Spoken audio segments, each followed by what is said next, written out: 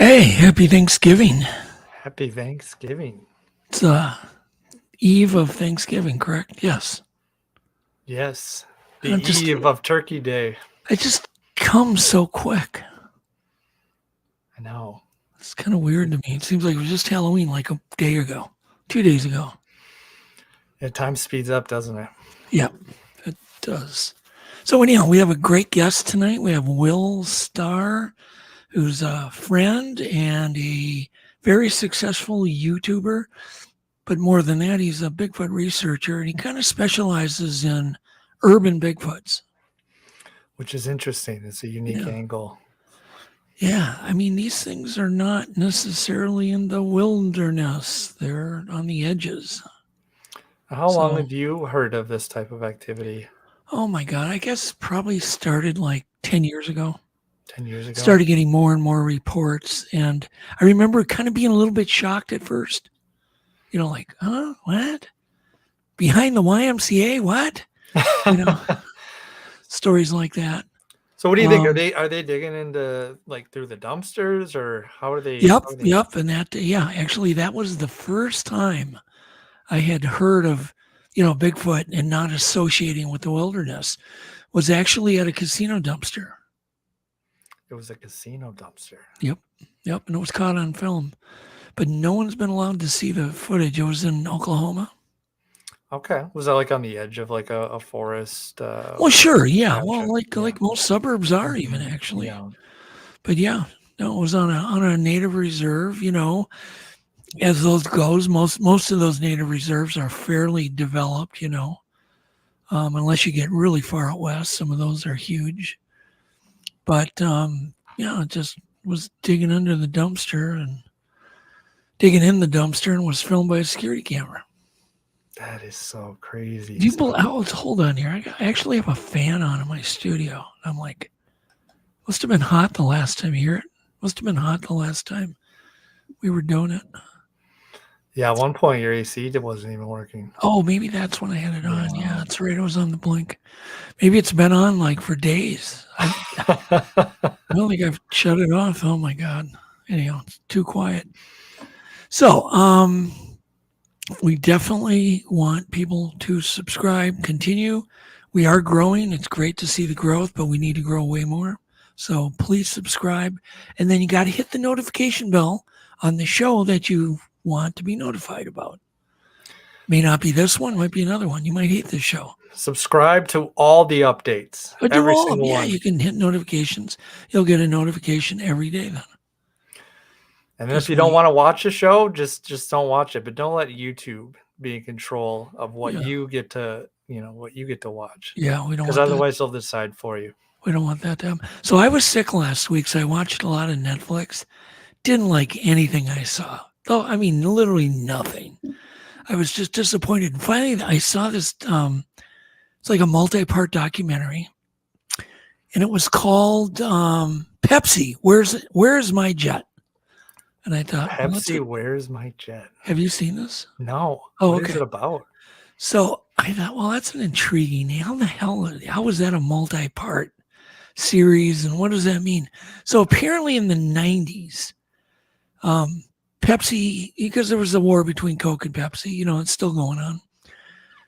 But Pepsi was in its kind of, was much younger and much smaller at that time in the 90s. And so they hired this really kick butt, advertising team.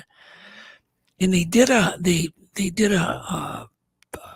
wouldn't say it's not an advertising campaign where you could get Pepsi swag for certain points, Pepsi points.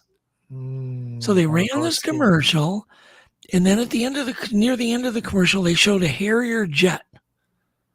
Harrier jets back in the 90s were $30 million. They showed a Harrier jet landing in a schoolyard, right? And of course, one kid out of the entire United States said, I'm going to collect enough Pepsi points to get that Harrier jet. And it was advertised at 7 million Pepsi points. So he was doing all this math and blah, blah, blah. I don't want to give away the whole thing because I do recommend you watch it. I won't give you the ending. So the whole thing is about this journey and the court battles, because what I will say is he did figure out a way to get enough points to win the Harrier jet. That is incredible. So he was like, and they were like, well, it's a joke. And he's like, no, it's not. And so he had this good friend who was a businessman he had met during mountain climbing. Yeah. Even when he was a kid, he was like a rambunctious kid. He did mountain climbing and all these different jobs. And so he has his friend who's a successful business guy. And they found a loophole in their own catalog that said that you could buy Pepsi points. And so they figured it out to where it was only going to be $700,000 for this $30 million jet. And so they sent Pepsi a $700,000 check. And of course, where the fun, that's where the doc starts getting good. It's really well produced. And I just loved it. I thought it was super creative. It was filmed super neat. It was fun throughout the whole thing. It never got dark. Everybody kept a great attitude, even the people on both ends, actually. I think Pepsi had a great attitude toward it. But it was a battle because Harrier jets, even back then, were $30 million. $30 million. Oh, and then the government kind of got involved. And yeah, so it'll definitely entertain you watching this. And I think it's like maybe 4 parts. It went pretty quick. So that was what I did when I was, flipping I would watch something for 5 minutes and go, yuck, horrid, gory, or it's dub over, with the words don't even match the lips. There was just so much crap. I was just like, oh my God. I mean, Netflix, I think, does in some cases needs to up their game. Yeah, they definitely are putting out a ton of content. Yeah, but that comes with bad quality. Yeah. And they're definitely, I think they're a little leaning, a little too heavy on the gore end, for my taste. Yeah, I know what you're saying when you want to watch something a little bit more. Yep. So anyhow, I literally score that thing 10 out of 10 because I produced a lot of docs, and it was just done very, very creatively. Sucked you in. Yeah, definitely sucked me in. I love the storytelling, and it's kind of on David and Goliath story. Yeah, classic story, but told in a modern day. And I literally was shocked at the ending. Totally was shocked. You were just and I think you will not guess the ending. Do not look it up. Do not Google it. Because if you Google it, you obviously you can find all the answers. I'm not going to be able to look in the chat because someone's going to ruin it for me. Yeah. Someone's going to put it in the chat. Yeah, don't put any spoilers in the chat. So, you interview a lot of, we're talking about companies. You interview a lot of people. I know you do. Like tons of people you're interviewing all the time for jobs. But I heard a story a long time ago about how Henry Ford, Henry Ford was the founder of Ford Motor Company, how he would interview for his top management positions. You'd never guess how he would do it. Super creative, tons of wisdom in it. So he would take people out. He would invite two candidates that were very equal for a management job, right? And he would just take them out to dinner. He would never bring up business. Throughout the whole dinner, he would just talk, just personal, whatever, just whatever. And at the very end of the dinner, he would go, "You're hired. Goodbye to you." And they'd always go, "What? We never talked business. How do you know who's better here? Who's going to be a better CEO or a manager?" And he's like, "Well, I have my own whatever, my own style or my own things I'm looking for." And, one guy pressed him on it. Like, how did you decide? We both have the same GPA, came from the same college, same degree, blah, blah, blah. And you just instantly hired this other guy. He said, "Well, okay, I'll tell you what I did." He said, "The guy I hired tasted his steak and then he salted it. You salted your steak and then you tasted it." That's brilliant. The simple You taste in that. you were very impolite to the waitresses, the wait staff. And you were very polite to me, but not to them. He was polite to everybody. That's how I decided. He would make a much better leader than you. Wow. Isn't that just great? Isn't that just, it's got a lot of grace in that simple, sweet interview style. But brilliant. So maybe you should start taking clients out to dinner. Okay. On to something new here. Blah, blah, blah, blah. So winter is here, right? Like full force. Oh, I was actually hoping it was going to stay 70 because it was. It was beautiful.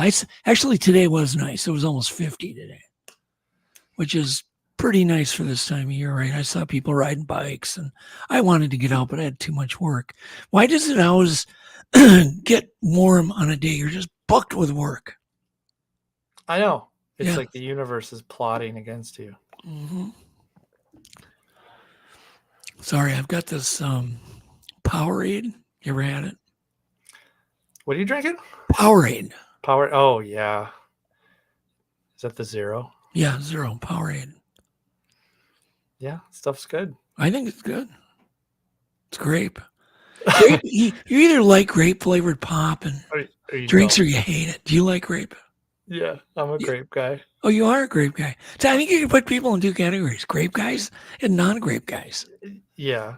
Put in the comments. Well, I'm just curious how many people are grape people or hate grape flavored because it's artificial grape. We all know that. I'm a great guy. But I love that. I haven't even turned the comments on. There we go. There we go. There we go. Okay, but we're back to winter. So have you ever heard of a frost flower, Alex? No. What is the frost flower? Well, I just right now just sent you footage of a frost flower. So what it is basically, you know what an extrusion is, obviously, right? Yeah. So it's basically a piece of frost that's been extruded out of a leaf or a piece of grass. And they're very delicate. They're just little thin. You can see it's made of little tiny lines. So the moisture it starts freezing and the water expands. And they're really cool. I bet you've never seen one. I actually have. Because I did a documentary on snow and ice crystals years ago.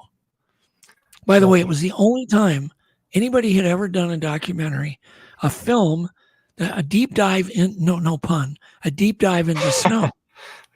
You know, I covered everything, the Nivian world, the animals that live under the snow, the insects that live in the snow, avalanches, the crystalline structure of snow, how you make artificial snow, blah, blah, blah, blah, on and on and on. And it's called Deadly Beauty, if anybody can find it. And I produced it with Steve Kreschel, the famous avalanche filmmaker he's a filmmaker. He used to work for Disney. And Marty Stouffer's Wild America. But anyhow, I teamed up with Steve and did this doc on snow. But those are really cool. Can you imagine that water, how delicate that water squirting out of a leaf in the exact conditions that have to happen to have that happen?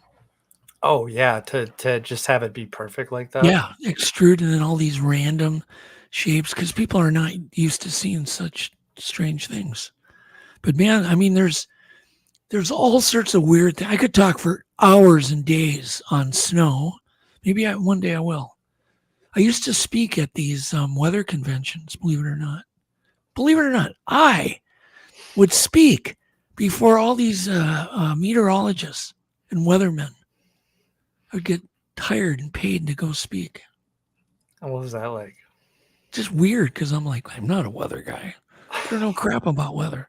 But man, I'd get a standing ovations on my talk on snow, and just because there was a lot of little facts I think people don't know. Yeah, even me living in Minnesota, there's a lot For instance, snow I don't know. Like to make artificial snow, you have to use bacteria. Really? Bacteria? You have to use bacteria. You load the bacteria in the snowmaking machine. You have to give it a nucleus, something for the ice to crystallize on, or the water to crystallize on. And the bacteria that they make, it's a bacteria that they brew. And I actually went to a plant where they brew this stuff. It was actually in a NutraSweet plant where they were making snow bacteria, but it's got a crystalline structure on its back. That's so I didn't know that. Like, that's the first time I've heard of it. And there's all sorts of like certain tea leaves, for instance, that grow up in the upper mountains of China have a certain bacteria that grow on those tea leaves, but they protect the leaves from ever getting frost or freezing. So this bacteria grows in it. All the frost goes on their back. So it protects the plant. So it's like a second skin or something. Yeah. Well, there we go. Yeah, someday I could sit there and spout. I could talk for at least, certainly spout a lot of cool stuff in a half hour on snow. But that was really a fun doc to do.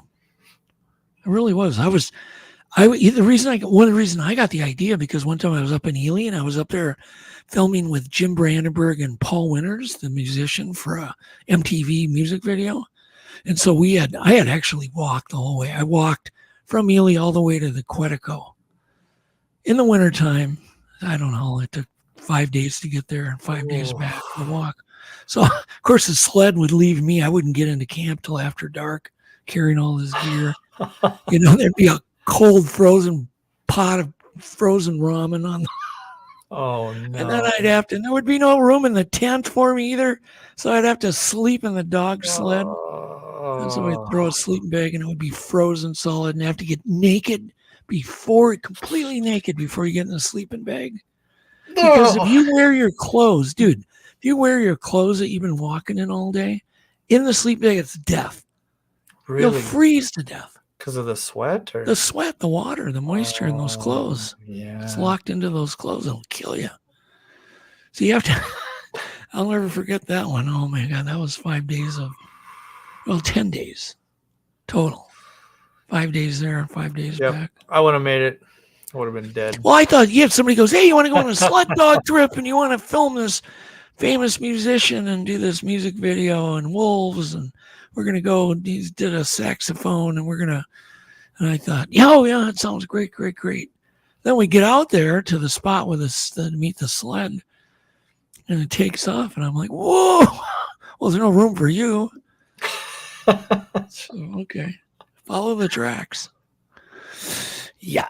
I did get to ride in the sled, though, for a photo.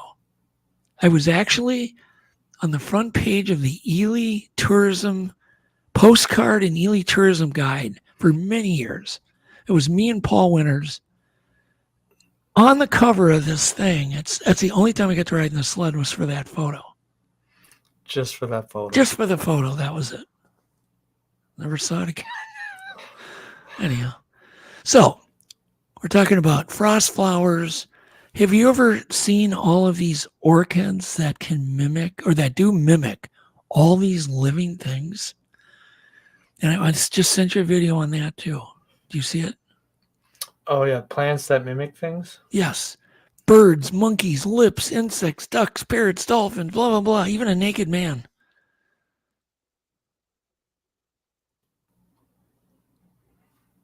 So those are obviously they look like a bird, right? Yeah, they do. Most of these are orchids. Like a hummingbird or something. Yep, most are orchids. Yep. There's obviously a plant that mimics lips. Oh, yeah. It's called the girlfriend's kiss plant, by the way, that one. That's the monkey face orchid. Wow. And look at that, how cool that is. Yeah, that is cool. And that's the bee orchid. I don't really think that looks like a bee. I don't know. Next one should be the Holy Spirit orchid. Yeah, it's pretty, but I don't really get it. That's the so these are self-explanatory. When you get to the naked man orchid, you'll know. That's the dolphin orchid. There's the naked man. Okay, that's enough. Fun stuff. Cool stuff. Try to entertain people before Thanksgiving here. God, how many people dread Thanksgiving Day with the in-laws and all the, I mean, it can be really fun, but it can also be like, oh my God, it's like the same thing every year, you know? Yeah, a lot of people dread it. Yeah. Do you? Of course not. No? Your mom's probably listening. No, I'm joking. Well, yeah. Well, I mean, some of us are lucky we have good, really good family, but some people have some whack jobs in there. Unfortunately, yeah. Whack jobs in their family or whatever. So, okay, I just got a whole bunch of random stuff I want to do before the bottom of the hour. Sure. So, find a video of the lakes that have black holes. I found this really interesting. Yeah, that's because cool. I don't know where it is. I have no idea. But scary as heck. Like, where in the hell is it going? Obviously, it's going to be draining into an aqueduct. And I do know this does happen. There was a lake in Wisconsin Dells that did this one day, and the lake drained. Oh, yeah, just drained. Lakes can just drain into the aqueduct. Did anyone get sucked into it? Into an underwater cave, basically. Yeah, like say the aqueduct gets drained out by agriculture or pumping too much water out. All of a sudden, the lake can just go, it's going to find the lowest spot. So anyhow. I have no idea where that's even at. No idea. Then I sent you a video about birds that fly underwater, and I found this fascinating because it was me and another guy that we did a doc, and we were the first to film loons flying underwater. And we used minnows as bait to get all these loons to fly towards the camera so you could really observe. But look at this. It looks like he's literally in the air flying. That's so crazy. Isn't that cool? The guy that filmed it was a little taken back. And I know most, but not all people have seen the Asian carp problem, where they leap. And the Mississippi River is just now getting them. And I think they've got some barriers up or something. I don't know, electro barriers. But they're going to be everywhere at some point. So this is what every river is going to be, no doubt, within 10 years. Oh, no. Every river is going to have this problem. Oh, you imagine that being that guy. There's no way to get rid of them. Once you get them in and you cannot boat, they go crazy. You literally need to wear a helmet. Can you eat them? Are they okay to eat? No, not really. You know what? I mean, that's a lot of dinner, but maybe you could probably smoke them, but they're probably hard to get lit. Okay. Yeah, you could probably smoke them; they'd probably be okay. But I would imagine they're using them for the cat food industry and fertilizer and all sorts of things. But no, I don't think they taste good. No. So we're going to go from that to something kind of creepy. I saw this thing, and I was going to talk about it weeks ago, and I never got a chance. But the guy that was born, I know a lot about this case. The guy was born with a head, or just a face on the back of his head. But the creepy part, this guy's name was Edward. I combined his first and last name. Edward Mordrake.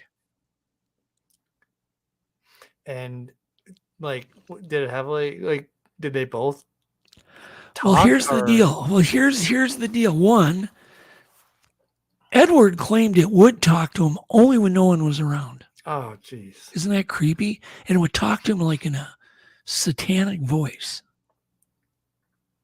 Satanic. Yeah. So this guy ended up killing himself at 23. He committed suicide at 23. I mean, this happened in the 19th century. At birth, Edward was stricken with this bizarre medical condition. He was born with an extra face on the back of his head. The face could laugh and cry, but could not eat or speak. Well, obviously couldn't eat, but it couldn't speak. But Edward did claim it could speak, but he had no proof. Because, I mean, they didn't have tape recorders back then. Maybe he could just hear it in his head. And this thing would not speak. No, he said it would talk. Oh my gosh. Oh, I'm getting chills. So so he begged doctors to take this demon face off him to do surgery. Because he said it whispered satanic language at him at night. However, no doctor would attempt it. Yeah, I mean, how do you even go about that? And the sad part is, he did commit suicide. Yeah. And this is before they had invented the hoodie. A hoodie would have taken care of it, right? Yeah. Would have just taken care of the problem. First date's gonna be awkward. Well, not if he doesn't take the hoodie off. Just don't take the hoodie off. Wait, when do you tell the girl you're dating that you have another face? I don't know. It's like a babopsy in the back of your head. Oh my God. Did you ever hear that? I put your sister up to the babopsy phone call. No. When she was she was like 3. I had her call a certain somebody and say, "How's your babopsy doing?" It's a long story. I'll tell you too sometime in private. Okay. It was a joke. Anyhow, next, speaking of this kind of freaky stuff, there was a guy that had a 7-inch nose. His name was Thomas Wetters, and he ended up becoming a circus performer. Biggest nose ever. To this day, I think he still holds the record. Oh, that's something, huh? That is quite the nose. Snoz. 7.5 inches. No, 7 inches. I don't know. I've got 7 in my book, but yeah, maybe. Maybe it continued to grow. Yeah, okay. That's enough of that crap. So, did you hear that Australia got flooded really bad? No, how recent was this? Like recently. Like it's in the news. So, there's a thing called the triops. We may have talked about these in the past, but basically their eggs can go dormant for like 100 years, maybe even 1,000 years. These little crystalline eggs. They're just dormant. They dry up into a little piece of powder. Well, then the rains came, and so like every clay flat, billabong, Bob over in Australia came alive with these creatures. Whoa. Triops.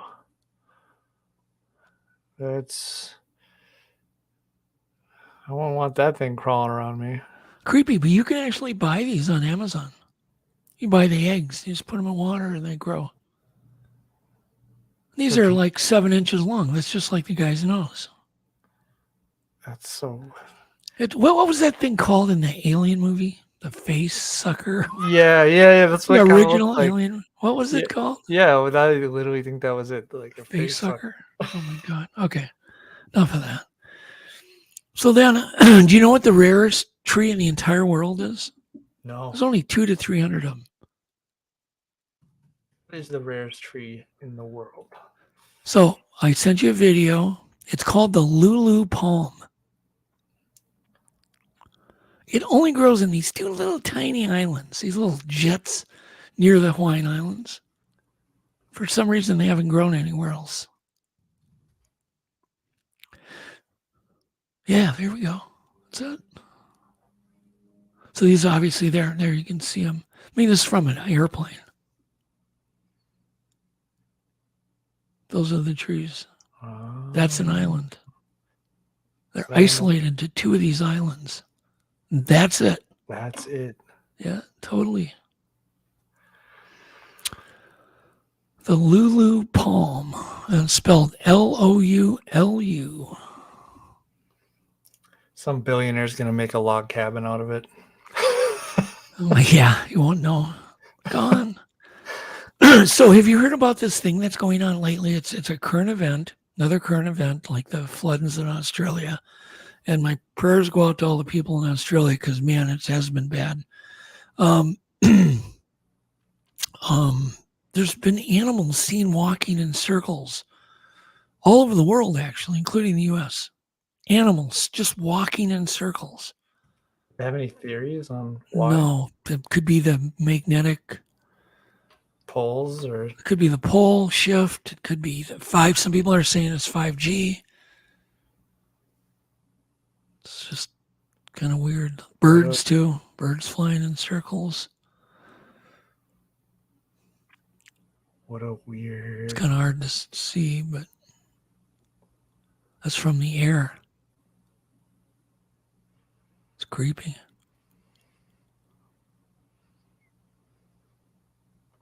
Yeah, I'd be definitely creeped out if I saw that happening on my farm or whatever. I have no idea. Who knows?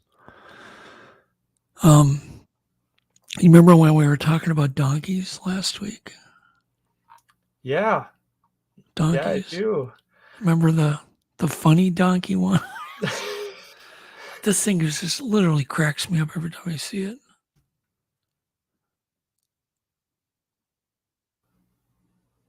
This poor thing.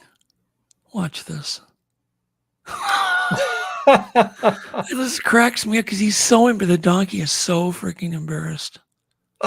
Of course. Another donkey sees it happen. Yeah. So I had to bring up donkeys again. So, oh, geez, we're running 5 minutes over. We're going to get you on, Will. Here, hang on. He's in the back room. Yeah, good. Well, hang on a second. I got, there was something in at some point we should probably go deep. There's got to be an expert on this. It would be a geologist. But every so often, one of these really weird things shows up inside a rock. And a rock that should be, 500,000 years old at least. They'll find a modern object inside a rock. So what are we dealing with here? Some time glitch, or is there some way a rock can be, formed quicker? So it says, I think I sent you a video. It's called the 1920 spark plug, a 1920 spark plug. Yeah. Yep. And so these people were just looking for geodes, for their gift store. And they find what looks like some kind of weird rock, and they, break it in two like, rock people do. Or to just sell them, they'll crack them in two, and there's a spark plug inside. In fact, it was dated as a 1920 spark plug.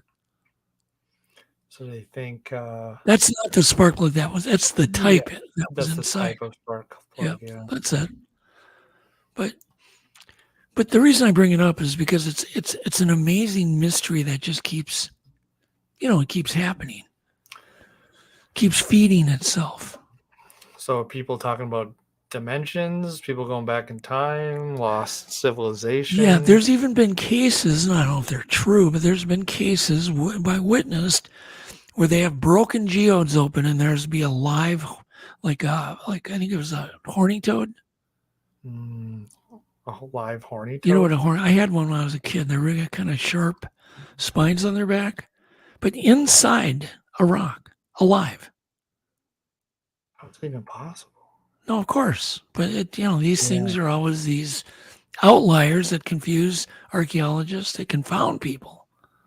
Absolutely. They absolutely confound people. So what are we dealing with? Some kind of glitch? Glitch in the Matrix? Yeah. Something. Anyhow, that's all I got. Obviously, I was in a weird mood having COVID all week. Yeah. I think we got through everything. Did you want to talk a little bit about Will? Oh, yeah. Well, not really. Not really? He's laughing in the back. We'll do it when we'll bring him on. I'm friends with Will. Yeah, of course. And I kind of know he's into a lot of, he's got a lot of hobbies. And one of them is like aquariums and fish. Fish? He's got a lot of hobbies and stuff. And I know what he does, but let's just focus on what he does in the Bigfoot world. Absolutely. He's got a great YouTube channel. He makes really interesting videos. In fact, we are going to share some of them. Yeah, I have some of them. So anyhow, without further ado, let's bring... What the heck did you just do? I lost my earbud. You lost your... That wasn't... You didn't lose your earbud. You flailed. That was a flail. That was interesting. You tried to catch it, right? Yeah, I did. So the rule is, in the future, you won't try to catch it. No. No. You just pretend like you can hear it. You just nod your head, yeah, and then slowly pick it up and stuff it back in your ear. Anyhow, let's bring Will on. Hey, Will. What's up, guys? How you doing? Mr. Will Starr. What in the world is behind you? Just some random wall decoration that I found at a store that I put up. That's about all that is, you know? Is that because you're a star? No. And that's just a Oh. nickname, you know? So Will is fine. Believe me, that's what most people call me. Anyhow, so Will, you are totally into Bigfoot. You make amazing videos. Appreciate that. You know, we've obviously chatted a lot, but the last one you made where you had your sighting, you went back to a cabin, and you not only, I mean, you really get into it. I mean, you kind of get into your emotions and take us point of view. I mean, really pretty much point of view through the whole. I was really impressed with that video. Thank you. Except for the part when you went back into the hot tub. Well, you know, I missed out last time, so I had to make sure I took advantage of it this time while I was there. So okay. Anyhow, should we? I think it'd be fun just to let the audience get to know you a little bit. And let's play just a clip of. I don't know. Do you know which one I'm talking about, Alex? What's the name of that one, Will? The one where you go back to that cabin. I returned to Bigfoot Cabin. That's the title. Oh, did you send us the link for that one? I sure did. Oh, you did? Okay. Yeah, I got it. Oh, there he goes. Okay. Yeah, so this is in southern Ohio at a place called Logan, Ohio, a little town called Logan, Ohio. There's a lot of parks, caves, things like that down there. It's a beautiful area. The area I live in. Is there all right? Welcome to Will Starr. Is there a part of the video you want me to jump Well, just to let it play for a minute. Go back it up. Back it up. There it is right there. Just let it play for a minute, then we'll talk. We'll interrupt. All right, welcome to Will Starr Mysteries. I have something pretty special for you today. I'm taking you back to the place where I had my own personal Bigfoot encounter.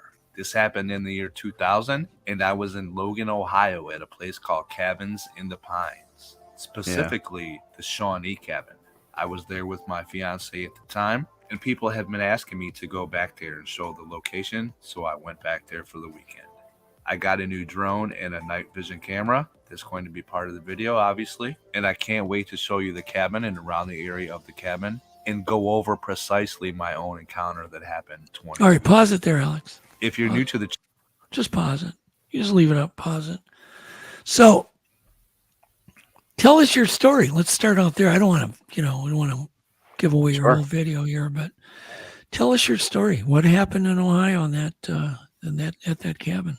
Yeah, I was there 22 years ago with my fiance at the time, my daughter's mother, actually. Now, a lot of people thought we were still together. We broke up probably 3 or 4 years after that, like in 2004, 2005, maybe.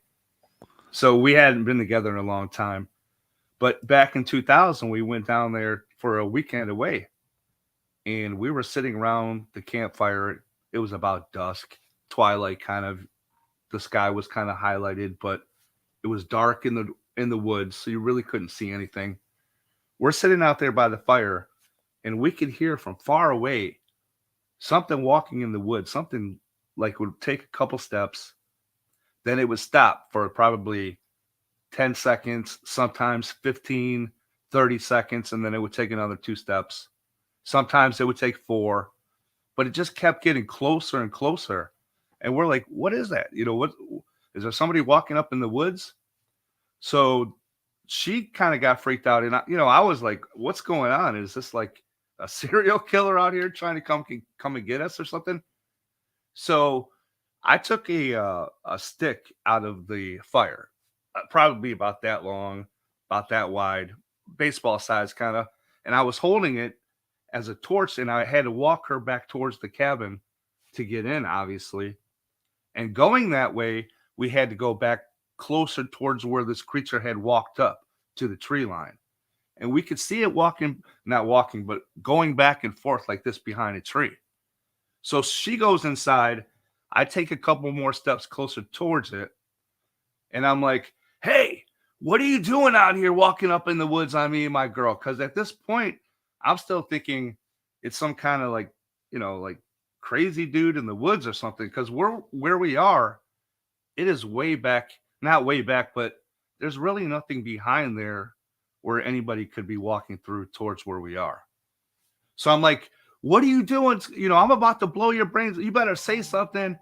You're standing there back there behind that tree going back and forth. Now, let me say another thing. I played basketball growing up, pretty good. And I was playing with a lot of 7-foot tall people. So I know how tall people are at that size. So, I mean, okay, but just back up just a minute. So you could see it was really a big person. Yeah. Yes. Okay. Yes. I could only see the silhouette though. And it was behind this tree, and I could see both sides of it from behind the tree. It was that massive. And it kept going like this behind the tree. And I was yelling at it. And I'm like, hey, you better say something or I'm about to blow your brains out. And I raised my hand like I had a gun. And I literally counted down. I said, all right, 10. And I counted down and it just kept doing this, like this, a silhouette. So listen, this is the crazy thing about it. Back then, I really didn't care about Bigfoot or anything like that. At that time, I was just worried about the weekend with my fiance, right? And she was freaked out. I was in my mind thinking, oh, this is going to ruin our whole weekend. So what I did, literally, this is going to sound weird, but I got the stick, I threw it, and it went over like this, end over end. And it hit probably, I don't know, 15 feet short of it, maybe 10, 20, maybe something like that. And I yelled really loud, get out of here, like that, like you would yell at a dog. I swear. And it just turned around and just walked away, like not the same exact way, but the same direction, and just walked away. And I went back inside the house, the cabin, and she was freaking out. And she wouldn't let us go in the hot tub on the porch that night at all. We had to close all the blinds in the cabin. I've been there in that situation. Towels on the doors and the inside. I've actually had to do that at cabins where there's been Bigfoot activity. Yeah. Yeah. So she was really freaked out about it. I was too. The night, we spent the rest of the night inside. Basically, it was just one of those things. But back then, like I'm saying, I wasn't like really thinking about Bigfoot or anything like that. Yeah. And another thing, back then you don't have camera phones. There's, you don't have any of that. So. And what year was this? 2000. Yeah. Was that kind of the end of it? I don't remember. I was paying so much attention to your video style. That was the only time you had an encounter, correct? Correct. Personal encounter myself. But think about how life-changing that was for you. It absolutely was. Absolutely was. Because to be honest with you, I was a believer, because I used, growing up, I, like everybody else, I saw the old In Search Of, Leonard Nimoy, all that as a little kid, and then the Patterson film. And I'm like, yeah, I believe this definitely could be true. And then when I had my own encounter, I'm like, what else could it be? And then I went home and started researching and finding all these other encounters in that area of Ohio. And it just cemented it. And I'm like, man, you know what I mean? And that's what happened and changed my life, like you're saying, Yeah, that's crazy. Yeah. So, did you get to see the face at all? Just silhouette? But no, big. Just a silhouette because it was dark. The sky was highlighted, kind of like the sun was already down, but you could see this, like the light up on the clouds a little bit, and you could see really nothing into the woods. And it came up to, well, if you've seen any of the video, I show the tree where it came up to. I'm like, that's a tree right there. And so yeah, but you could see it going back and forth. Like I said, it was like really big. And when I yelled at it, like I said, at first I'm thinking maybe this is a person, right? Like just some crazy person walking in the middle of the woods where he doesn't belong. But then when I threatened it like I did, and it didn't say anything, like a person would be like, all right, man, I'm out of here. You know what I mean? Yeah. It just kept doing this, like behind the tree, like really big though, a really big figure, like looking behind the tree, peeking once in a while. But it never stopped swaying. I can't say that. Let me think about it. I don't think that I did see it stop swaying, to be honest with you, but It might have for a second, like looking one side, you know what I mean, Right. and then like look the other way, and then like back, kind of like that. That's what it was doing. I didn't mean for it like it was just doing this constantly. It was going like this, and then looking over here, Yeah. like maybe like it was thinking that maybe I still couldn't see it or something. I don't know. Yeah. How close to water is that that area where it came from? Oh, there's a pond right there on the property, and Oh, okay. there's creeks right there down in those valleys and stuff like that. So So there's and water that's where it everywhere. came. That's where it came from. It came from like a valley area. Walked up that valley towards where we were, and like I said, it was in the fall, end of October, same time when I just went back. I timed the trip just for that to go back at the same time. The leaves were on the ground. You could hear it crunching from really, really far away, walking towards us. Mm. And at first, you're not thinking anything, but then you're like, wow, it's getting closer. Like, and then boom, boom, boom. And it walked up to the tree line over there. And she's like, what it? And I'm like, I don't know. Let's go check it out. She's like, I want to go inside. I'm like, all right. And like I said, the cabin is, the door to the cabin is closer to where the creature walked up than where we were at the fire. You know what I mean? So we had to walk over this way to get her in. And then I probably walked another 5-10 feet maybe towards where it was by the tree and held up that like stick that I had, like trying to use it as a torch, and it wasn't working. You know what I mean? But like I said, I didn't have a flashlight with me or anything like that. No camera phone. But what do you think attracted it to stare at you guys? I think maybe it was the cooking. I was cooking on an open fire at the time. Okay. I don't know. Maybe it was because what were you cooking? Do you remember what you were cooking? Absolutely. I was cooking country ribs, which are basically boneless pork ribs, and some potatoes right there in some foil and stuff on the fire. I had sauced up the ribs and they were smelling good and all that. But somebody has asked me which way the wind was going, and I don't remember that. Maybe it was downwind from the fire, and but I would. You think the food might have brought him in? I don't know. That's just a hypothesis that that I have or whatever. Well, I've heard stories where one way to attract them is with bacon or pork, on a fire. Yeah. Yeah. Well, another thing is, but see, I don't think this could have been it. We had the radio on like really low, like so low that I had to walk into the cabin like while I was cooking it, and I couldn't hear it after I walked like 20 feet away. You know what I mean? Because we didn't want it. People are down there to relax. They're not down there to have music blasted and all that. Right. So, and we're talking, and she's laughing, and we're laughing. Maybe it got curious over that. I don't know. That's crazy. Yeah. But you never had any more visitation, so you had a peaceful vacation. Yeah. Sort of. Well, that happened on the last night that we were there, and so the next day we got up and went home. Oh, so the next day you left? Yeah. I mean, we had just booked the cabin for the weekend. It was just a cabin getaway weekend. And I know, didn't you have there was like a party going on when you revisited, which sucked. It was a crazy. I mean, and they were going on like until like 2, 3, 4 in the morning. Yeah. And I was like, man, it kind of like put a damper on it, but what are you going to do, right? So if there would have been any Bigfoots watching, it would have been watching the party.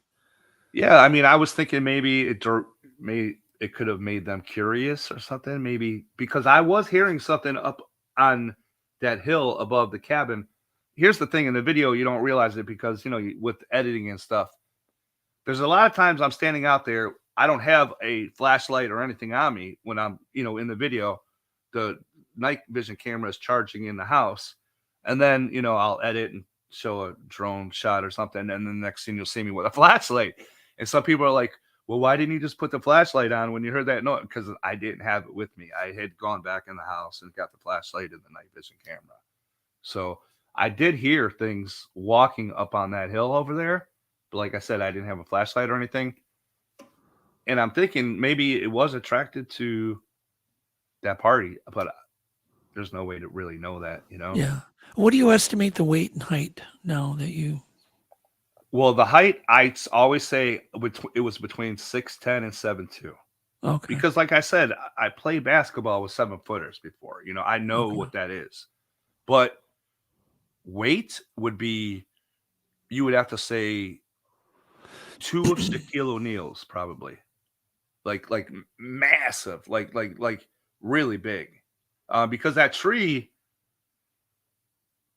probably 2.5, 3 feet wide maybe, and I could see its body on both sides of it. Like when it was doing this, the tree was like here compared to it, if you know what I mean.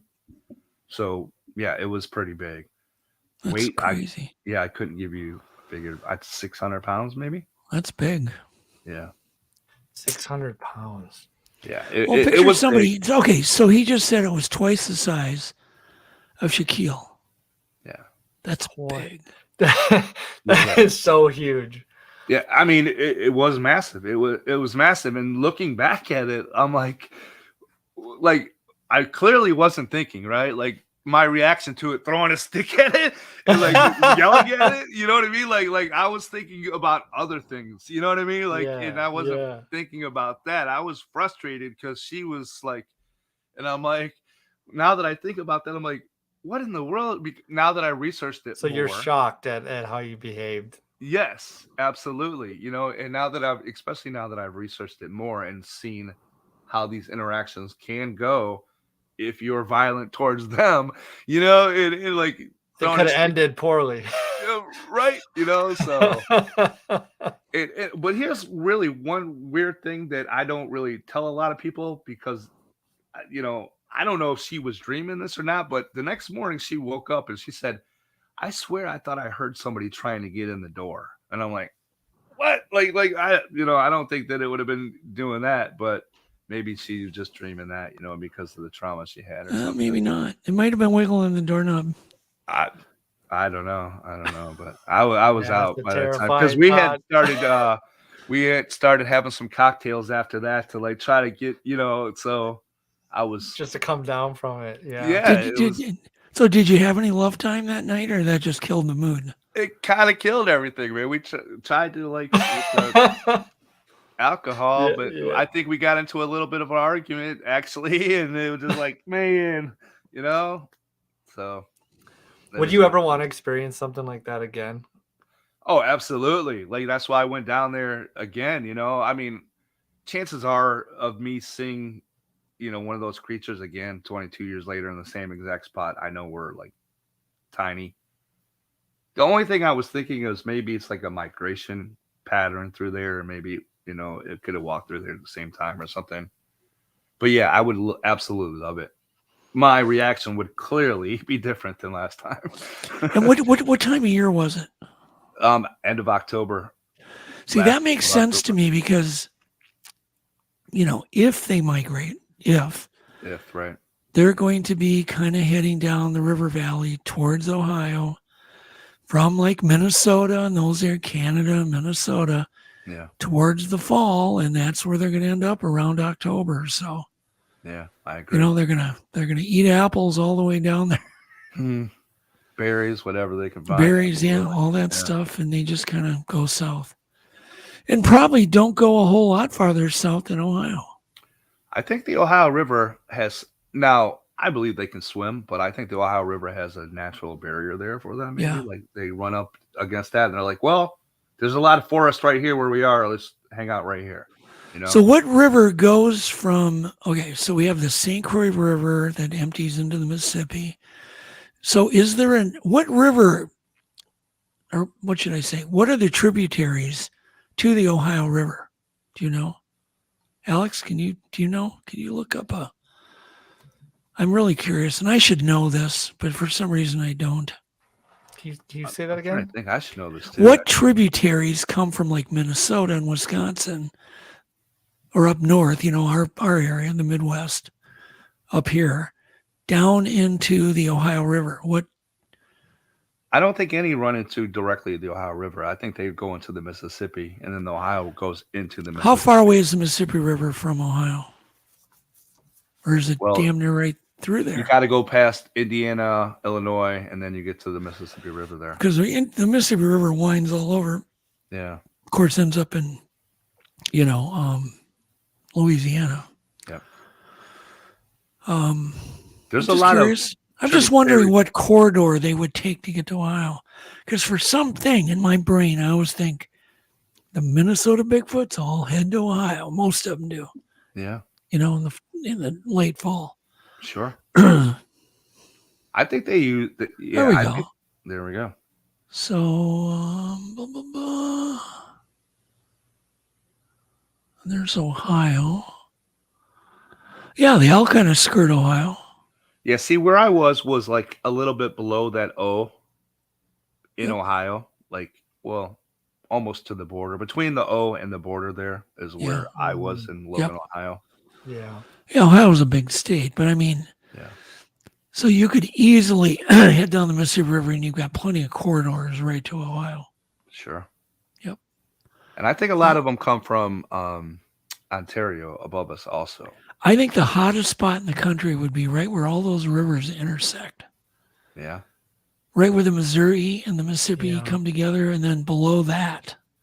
Yeah, that makes to me, that would be a hot spot in the winter, like October, November. That'd be my guess. That's where I'd be. That's my idea, and I'm sticking to it. So let's play a little bit more of that video, Alex. But skip forward a little bit. We don't want to give away the whole video.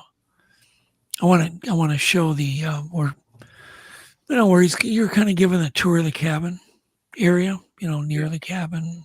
Outside. Yep. Now remember, this is the first time I attempted to make one of these, kind of videos. So I'm still learning. On that side, down in there. And right here, I couldn't see that at all. It was dark. I had my camera exposure maxed out to try to see anything on film. Like I couldn't see anything at this moment. Like I could maybe see the tree line right here, but other than that, that'd be about it. Now it's not pitch dark out, obviously, but it was still really dark. But this is a similar. There were leaves on the ground. Yes, exactly. They're pretty loud. Yeah. Now a little bit later, I do the reenactment for you. Right there's the tree. That's the tree. Right there. Where he's behind. Yeah. I do the reenactment later on at night when it's dark. And this is what happened. Do you have an idea what minute that is? Let me pull it up really quick.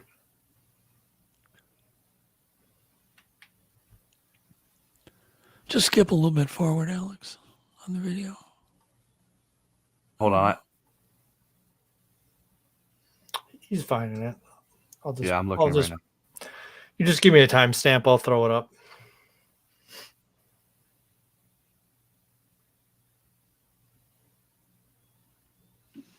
So this is a cabin that our researcher could rent. Absolutely. Yep. And did you mention, had there been any other sightings? Did you ever hear about anyone else reporting anything there? Yeah, there are a lot of sightings down in this area, guys. A lot. So without me putting on the volume to hear it, because I don't want, I'm thinking probably right around the 14:30 mark. Okay. Or no, the 14:09, maybe like right around the 14-minute mark would be fine. Okay, I'll just throw it up at there. All right, I'm going to recreate what happened 22 years ago. We were sitting here, my fiance and I, and that rim wasn't there or anything like that. It was just a fire pit with like rocks around it. And we were sitting here and I was cooking. It was a little bit earlier in the night. This happened around dusk. So I'm thinking about 6 o'clock. So we're sitting here and I have my light on so you guys can see a little bit better. But over in the direction from over there, a long ways away, but we hear something. And I'm going to walk over here so you can hear what I'm talking about. Hear the leaves? So we're over there by the fire. Over there in that direction, we hear.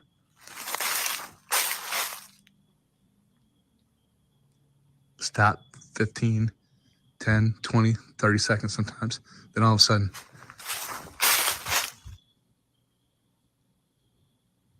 and it just kept doing that over and over. And we could hear it coming through the woods.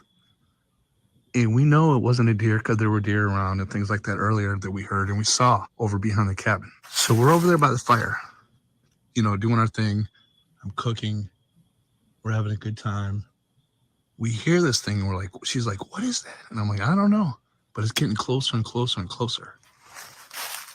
It walks all the way up, guys. And this tree right here is where it was. You see that big tree right there?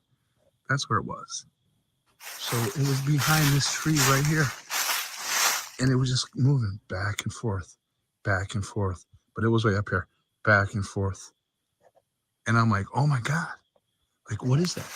And remember, it's lighter out. We can still see just silhouettes. So you see where the door to the cabin is. We're right here, right? The fire's over there. So I had to walk her here. She gets all crazy. She's like, I want to go in. I want to go in. And don't get me wrong, I was a little afraid too. I didn't know what was going on. So I let her go in the door. And I'm holding a stick because back then there were no cell phones with the cameras. So I'm holding a stick out of the fire, like kind of using it as a torch, trying to see, like hold it out. Had it in this hand like this. And I'm holding it out, looking, like trying to see what that thing is. And I'm like, hey, what the hell are you doing walking up on me and my girl? Because at this moment, I'm still thinking it's a person, okay? Is a that huge person. Pause it, Alex. And is that about how far away you were? No, I walk closer in this video now just to okay. show you the tree. Yeah, I got you. And I explain that here in a little bit. I'm not as close. I was actually a little bit further back. Yeah, and obviously camera, your eyes are so much better than, these cameras. Yeah. So in real life, I would imagine you could actually see this thing pretty good. Yeah, I absolutely did. That's why I can tell you it was between 6'10" and 7'2". And did your girlfriend see it or your fiance? Yeah, she didn't stay out there as long as I did, and she didn't like walk up closer to it like I did after I let her in the door. But she was like, "Oh my God, what is that?" And I'm like, "I don't know." And she's like, "I'm going inside." And I'm like, "All right, go ahead." And then that's when I stepped like probably 5-10 feet closer, and then said what I said to it. But here in the video, I'm getting closer to the tree just to show you the tree, for visual effect and all that. Yeah. Yep. I bet she regrets, not looking at it, observing it. Yeah. Have you ever called her? Or? She passed away last year. Oh, no. Sorry to hear that. Yeah. Yeah. So, no, I really didn't talk to her much about that. Like, we split up and kind of went our separate ways other than our daughter, But, yeah, I really didn't get to talk to her about it so much because, I've only been doing the YouTube probably for like 2 or 3 years. Yeah. And, she had started getting, so. Do you think you're so successful on YouTube because of your sincerity, that you've had a sighting, that the sincerity comes out, your interest? Well, I don't know that I'm very successful, but I appreciate that coming from you. I just try to be myself, Doug. Yeah. I don't put on any airs for anybody. I'm just me. If you don't like me, nothing I can do about it. And another thing is, I think I hit it with another aspect than a lot of other Bigfoot channels do. Like, I take the time to put in with, I take the time to make a great edit, I guess is what I'm trying to say. Okay. And I also like to show the locations, and not anybody is doing that. So that's a little niche that I have also, I believe, when I use Google Earth and stuff like that. Well, obviously this area it's like so many places in America. It's surrounded by buildings. I mean, they're here and there. I'm sure a road, wasn't very far away, a major road. Yeah. I'm sure there was a gas station within, 10 miles or whatever. You know what I mean? Yeah. It's not wilderness. It's really, by all definitions, it's semi-rural, but it's really on the edge of the suburbs. Yeah. there's a lot of sightings, like a lot closer to people, like civilization, than people really realize it. Yeah. When you talk about Bigfoot, they're thinking vast wilderness, British Columbia, Pacific Northwest. It's not always that at all. You know, a lot of times, a lot of these encounters that I run into, like, are in people's neighborhoods sometimes, like in a wooded area, you know, where people don't really go into, but a lot closer to civilization than you would think. And you kind of, I mean, I know you focus on those areas. Sure. And I have too, which is, there's one thing we hit it off on. Yeah. Because there's just so many sightings, but you got to dig for them.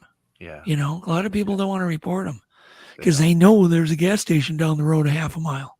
Yeah. You know, and they're freaked out. In their mind, it doesn't make sense to see something like that. You know? Like someone's going to say I'm just crazy for saying something. So that's what happens a lot. Yeah. Do they even trust themselves? Yeah. You know, do they doubt their own eyesight? Yeah. Well, how can an 8-foot, basically ape, what they look like, be sneaking around on the edge of the suburbs? It just doesn't make sense to people.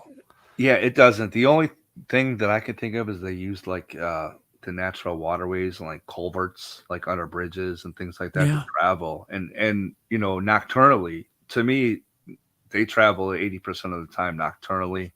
I'm not saying they don't move around during the day, but if they're moving distances, in my opinion, it's nocturnally. Yeah. No, I think that's when most of their movement is. Yeah. They do get busted in the daytime, and those are the real amazing sightings, but they're a little more rare. Usually it's at least kind of at dusk. Yeah, you like know, I had. Right. Yep. Absolutely. It's when there's just a little bit of light yet. You know, and I had a sighting too with a vet. We both saw it, but it was right before the sunset. But there was just enough ambient light to see it good. Yeah. You know, and this thing was just plowing through some basically swampy ditches, right through the alders. Wow. You know, just knocking them down as it walked. And it was headed, you know, it all made sense. It was headed to a state forest. Yeah, absolutely. You know? And so when you see it and you go, well, geez, a lot of people saw that thing, you know, and it just didn't give a crap. But it was taking the shortest route to this forest. Maybe, you know? Yeah. I mean, who knows what it could have been doing? You know, it could have been, I don't know. That's sometimes when they don't care, like when people see them, clearly they have an ulterior motive going on. Like something's like pushing them to be that way, right? Right. Like, because that's not in their nature normally. I think, did you think like I do? I think it's the younger ones that they can't control their emotions. Yeah. They hear something, they smell something, they think they can, Curiosity. you know, just like kids, they can get away with, you know, they get away with the murder. Yeah. You know, they can get away with it. They can take a chance, take a risk, and go smell those ribs. Go look at those funny creatures, you know? Yeah. What is that house? Right here? Yeah. Absolutely. They take chances. I think they are very curious, like you're saying, when they're younger like that. Yeah. Because they're still learning about the world, basically, you know, about their world. And these, like you said, funny creatures that come into their world sometimes, like, what's going on? What is that, you know? So. Yeah, and I would imagine that some are braver than others, and some probably mind their P's and Q's and stay as far away from people as they can. But man, the reports of them peeking in windows and coming near cabins is just endless. Yeah, I think they're like humans in the sense that they all have individual personalities. Yeah, you know what I mean. I think that they have a personality where one of them could be curious, one of them could be dour, one of them, you know, one could be more violent. You know, I don't know where you fall upon like these creatures being violent, but there's a lot of people that go missing in the wilderness. You know, it's not all grizzly bears and mountain lions, you know, or falling and breaking your neck or whatever. Yeah. So to me, that comes down to different personalities of these creatures. Well, my son, he purposely goes to areas where there's been people missing, and he always has activity, and he records it. Yeah. Is that a coincidence? I don't think so. I don't either. You know, The last place he went was where a man went missing. All they found is his wallet. They've never found the guy. Wow. And literally 2 nights in a row, they had big boulders thrown at him. And this thing was very aggressive and very, just didn't seem too shy, Yeah, not shy at all. No. And, No, I mean, if you think about it, why do they need to be shot? You know what I mean? They could just break it in half if they want to. Well, the other thing I was going to mention, well, Blaine's not stupid enough to go out of his tent when he hearing this stuff going on. He's staying in the tent. Yeah, maybe this guy got out of his tent. That was the last they saw of him. Yeah. Let me tell you something. I just got back from Oklahoma about a month ago with David Wilbanks. He's probably in the chat. He's got that the channel Bigfoot and More. Okay. We slept out in the wilderness in the back of his pickup truck. Okay. Not even in a tent. We just threw some mats, laid down, put a sleeping bag over, each one of us and went to sleep there. So that was like a crazy time, a crazy experience for me. I've never done that before. Oh, really? No. Because in the back of a pickup. Yeah, because you're kind of an east. You're in what, Pennsylvania? Ohio. Oh, yeah, that's right. You're in Ohio. Sorry, I don't know why. You just seem more eastern than you actually are. That's what you were telling me when we were talking. Like you said that I sound like I'm from New York or something. Yeah, you should be from New York. Yeah. Forget about it. Yeah.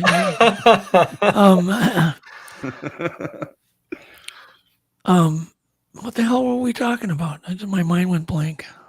Some Bigfoot stuff. Oh, I know we were talking about Bigfoot. Well, let me ask you this, because you said that you'd like to have another encounter. How do you think you would react now that you had, the experience? Well, totally different. I would react as an investigator. Back then, that wasn't even close to on my mind. But if I had it now, it would be totally different. Clearly, I wouldn't be throwing a stick at it to get out of here. You know what I mean? I would do my best to get the best footage of it. Like here in 2022 with nice camera, light, all that other stuff. Definitely. One thing that I do that I didn't tell you, the next day I did try to go out there and look for tracks, but it's just those leaves. You could see where something walked through, but there was no track that you could see. Oh, there's a footprint, but the leaves that were disturbed were I don't know. I didn't measure, but now that I'm thinking about it, they're probably 3.5 feet stride, maybe 3 feet stride. It was a really long stride, just put it that way. But like I said, I had no camera, anything like that back then to document it. So yeah, really not much I could have done at the time, So did you guys have any activity? Just that night. On the wilderness trip. Oh, in Oklahoma with David Wilbanks? Oh, yeah, absolutely. We did. A lot of activity, actually. That place kind of surprised me, actually, Doug. In the back of my mind, I'm thinking Oklahoma, flat, dusty, the stereotype.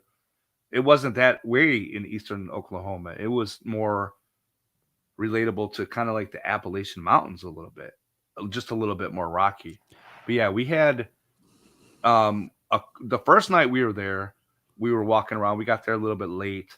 We thought we heard something rocks rolling, something was moving up in this one area, but really nothing definitive. But the second night when we were out there, I was sitting there with the parabolic mic, right, with the headphones on, out here, because we had heard something, 2 things walking out in this direction. So we're just sitting here in the dark because we're not allowed to have a campfire. There was a burn ban going on. So we're literally just in the dark, no light on, nothing. And so I got the parabolic mic because we hear something out here, and Dave's next to me. And there's owls going, hooting way over here. But all of a sudden, behind us and probably 50, 60 yards away, a double whoop, whoop, whoop. And both of us, I had the parabolic mic on, and he's sitting there, and we both jump oh my God, what's going on? And it was right there. And he's like, did you hear? And I'm like, yeah, I heard that. What are you talking about? I got that. And So we get up and, we're like, oh my God, because there's ones out in front of us too. And then this thing whoops behind us and we're like, oh my God. And we're sitting there in the dark, a little bit away from the camp in these chairs. We're not like right next to the truck where the light's on or anything. So we don't have any lights. And that's another thing. We don't have a flashlight with us at that time. And we're not filming. We're just sitting there in the dark. Yeah. And so later on the night, we go out with his night vision camera out in the woods, checking the location where we heard these two things walking. We come back and he has it on in his video. Actually, we have a rock thrown into our camp from something. There's nobody else out there. Yeah. We're out there miles away from anybody. Okay. He said the closest house was probably 3 miles away and the closest town was like 20. I'm not going to give the location away. It's a secret location, so I respect that. But yeah, something threw a rock into our camp, and he has it. He has the audio of it on his night vision camera. You can actually hear the rock come in. And he looked at, he's like, did you throw something? I'm like, man, I'm right here with the parabolic mic right here. He's like, oh yeah, you are. Like, did you hear that? And I'm like, yeah, I heard that. So yeah, we definitely had. But after that, it's kind of seemed to settle down a little bit, and then it just like they lost interest or something. It was just weird. Yeah, but well, that's what I would call the grand finale. And they leave. Yeah, through the rock and left. Yeah, I didn't know what they were gonna do because I had never. My experience was totally different than that. Right? It just walked up and then I yelled and then it walked away. I didn't have anything whooping at me like from behind. It to me at that moment, and I told Dave this. I got a little like fearful because I'm like, they're surrounding us. Like there's two out here and all of a sudden this one sneaks up behind us and it double whooped. So I'm like, what are they doing here? And I got to be honest with you. I made a video a long time ago about an encounter, a story that's, I guess, proven to be not true now that, we've researched it a little bit more, but about Dave, a LaFleur guy that had his head ripped off by some Bigfoot down in Oklahoma. And I'm out in this wilderness, and I'm remembering the video I made, and I'm like, man, they're surrounding us. What's going on? These missing people in this wilderness. But, nothing like that happened, clearly. But, yeah, it was definitely an experience and an event-filled time down there. Yep. There's David Wilbanks right there. Yeah. Bigfoot and more. Yep. Very cool. So that was it, though. The whole trip, the rock. I mean, that's pretty spectacular. A double whoop behind us, and then we heard these creatures walking out in the woods too. Like, with the parabolic mic, you could hear them. And I mean, you could hear them by ear, but you couldn't they wouldn't sound. You couldn't hear the sound on recording or anything. But with the parabolic mic, you could hear it better. So that's why I was like this, How good did it pick up the rock, incoming rock, the mic? I didn't have the parabolic mic on at that time. I was in the back of the truck trying to put it on, and the rock comes in, and he's like, throw something. I'm like, no, man, I'm right here. And but I heard it, with my normal ears because it probably, I don't know. This is just a guess. I'd say within 20 yards of us. If that, I mean, maybe even a little closer, maybe 15 yards of us, maybe. See, I'm a golfer, so I'd say yardage a lot. Oh my God! So was that your most wildernessy type experience? Down in Oklahoma? Yeah, definitely. Yeah. We were way out there. We had to go up this dirt road for a few miles. A lot of miles, and then up another dirt road that was like rock filled and like you could tell it's hardly ever used. We were way back in there. So are you afraid of ththese things? Rightfully so, or no? I wouldn't say that I'm afraid of them. No. I see there's too many encounters where these creatures are just curious. Yeah. And with my own encounter, they could have ripped me in half. It could have throwing a stick at me? All right, let me show you. You know what I mean? Like it could have turned violent really quick, So no, I don't think that I really have anything to worry about. But once again, I do think that you could run into one kind of like you would a grizzly bear, you know. Grizzly bears will most times leave you alone, but that one, you know, he's coming to get you. So I think it's kind of the same thing, maybe. Yeah. Yeah, more people die of like bee stings or whatever die of like black bear. They'll be like, I used to be able to cite the stats on black bear deaths. They were just so low. It was like you have a better chance. Like 20 people die from lightning, you know, for every black bear attack, not even a death. Yeah. And with grizzlies, they're pretty low too, you know. Yeah. Well, there's not so many people that go into grizzly territory so much. But you always think of the one guy that got killed by a black bear or a grizzly. Yeah, or the grizzly. You know, I unfortunately listened to that audio of that couple that killed by that grizzly. I should have never done that. Yeah. It's horrible. Yeah. It's Timothy Treadwell. Yeah, it was horrible. Yeah, I should have never listened to that. Yep. Because I'll tell you what, I'm more afraid of grizzly bears than anything now. You know what I mean? Like after I heard that, I'm like, ugh. Well, the bear biologists I was working with, we kind of predicted that would happen. Yeah. We were predicting it. Yeah, it's too late, according to what I researched. You know, like, what are they doing staying? Well, anyway.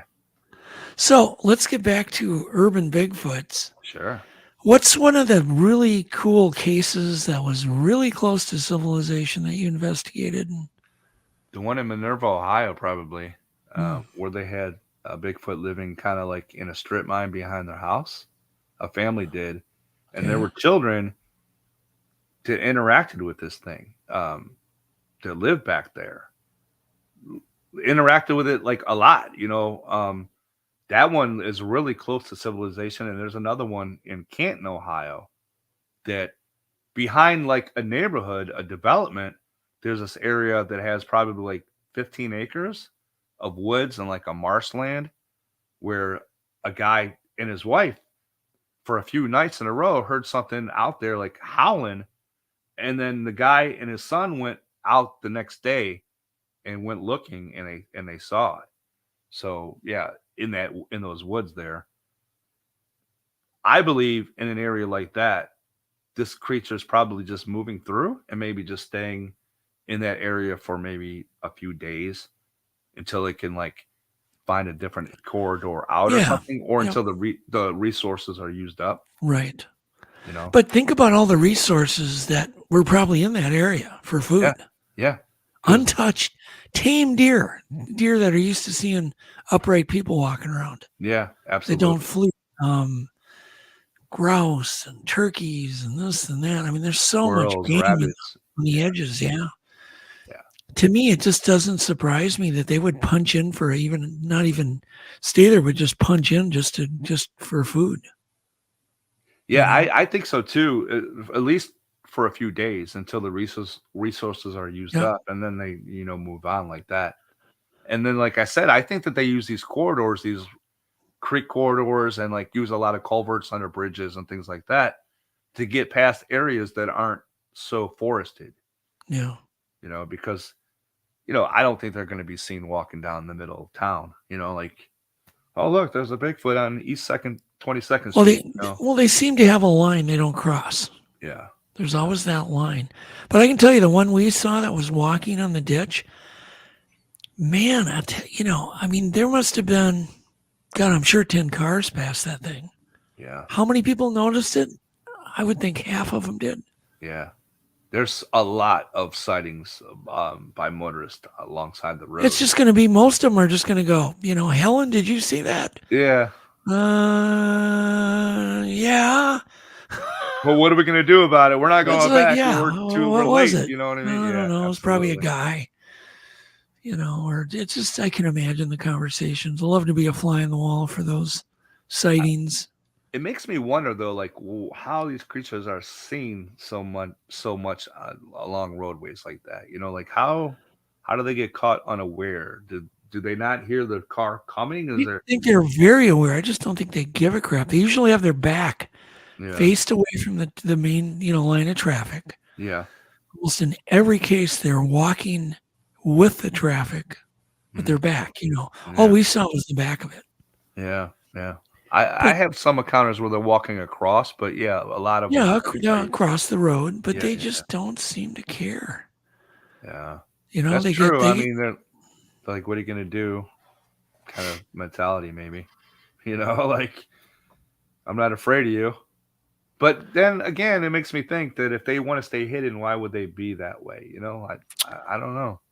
don't know because they just want to go from point A to point B. Yeah, They're just thinking, I got to get to there, and they don't give a yeah. crap. There might be something driving them, like I was saying earlier, like when you saw that creature just rushing past everything, like something must have been driving that creature, you know, to like. Well, okay. Well, here's my theory in that one case. There was a water ski show on a deserted lake where there's never anything on that lake. It's just empty. It's just it's forest surrounded by a state park. Sure. So this one day out of the year, they put a water ski show on. There was a bunch of kids sitting on their lawn chairs, a lot of noise, a lot of commotion on this very quiet area. I think this thing was spying on those, because right across the street is all swamp and forest. Yeah. So I think it was on that side of the road. And then I think the show was over and it left. And it's like, now dusk. And it's like, I got to get back to where I live or where I'm staying for the night. And it was a land bridge between these entrophicated kind of, lakes, pretty shallow lakes. And instead of walking 20 miles to get one way where it could have just cut through the forest, it's 1 mile to get to that park. Yeah. So it just took that land bridge, and that's where we saw it. Yeah. That's true too. Like once, it's the curiosity factor, like you're saying, like that all that commotion going on, and then it attracted that creature. Like, like what's going on? Yeah, this isn't normally happening. Right. This never happens. Yeah.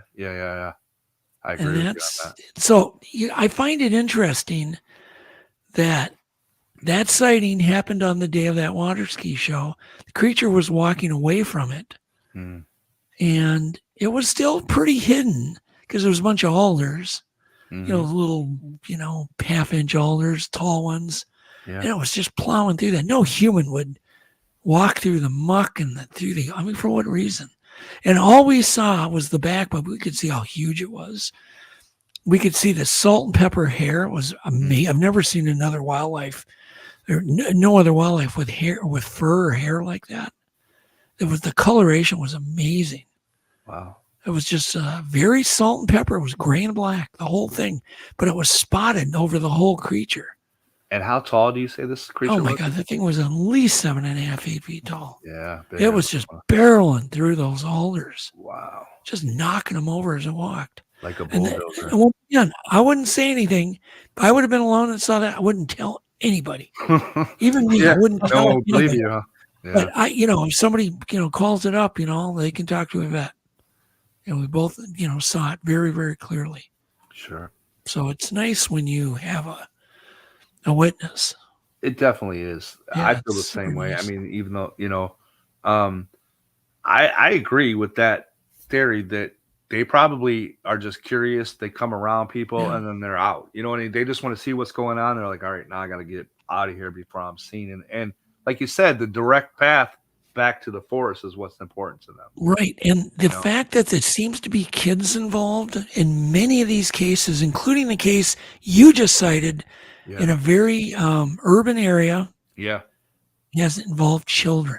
Children laughing and playing and all they that. They seem to have an infinity towards young kids that are, giggling and laughing. And same thing happened to us up at Snowgrove.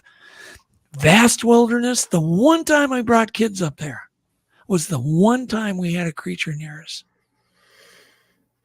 I mean, I've been going up there 20 years, never had any activity, ever. So they just steered clear of that cabin.